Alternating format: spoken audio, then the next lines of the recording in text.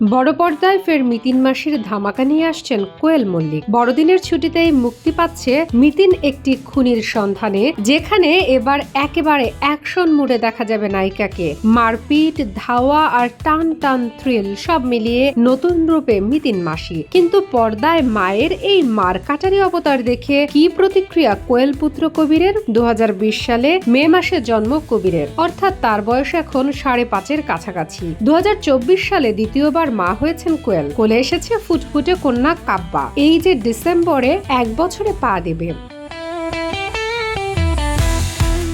কাব্বা এখনো মায়ের সিনেমা বোঝার বয়সে না পৌঁছালেও কবির ইতিমধ্যেই সব বুঝতে শেখার পথে, তাই মাকে পর্দায় মারপিট করতে দেখে তার কৌতূহল স্বাভাবিক। সম্প্রতি এক গণমাধ্যমকে দেয়া এক সাক্ষাৎকারে কোয়েল জানিয়েছেন, একটি অ্যাকশন দৃশ্য ফোনে দেখছিলেন তিনি, তখন পাশেই ছিল কবির। মারামারির আওয়াজ পেয়ে সে জিজ্ঞেস করে, মাম্মা কি দেখছো? কোয়েল বলেন, এটা বড়দের জিনিস, তোমায় দেখতে হবে না। তবুও উকি দিয়ে দেখে কবির বলে ওঠে, এটা তো তুমি। মা স্বীকার করতে সে আরো প্রশ্ন করে, মাম্মা তুমি কি করছো? অ্যাকশন করছো? কোয়েলের জবাব, হ্যাঁ আমি অ্যাকশন করছি, দুষ্ট লোকদের মারছি, তবে এটা সিনেমা। অভিনেত্রী আরো জানান, বাস্তবে তিনি কবিরকে সবসময় শেখান, কখনো হাত পা ছোড়া বা মারধর করা যাবে না। তাই মা নিজে যদি পর্দায় মারপিট করেন, ছেলের মনে ভুল ধারণা তৈরি হতে পারে। এই কারণেই তাকে বারবার বোঝাতে হয়, এগুলো শুধু অ্যাক্টিং, সত্যি নয়। সিনেমার শত্রু, বাস্তবে সবাই বন্ধু।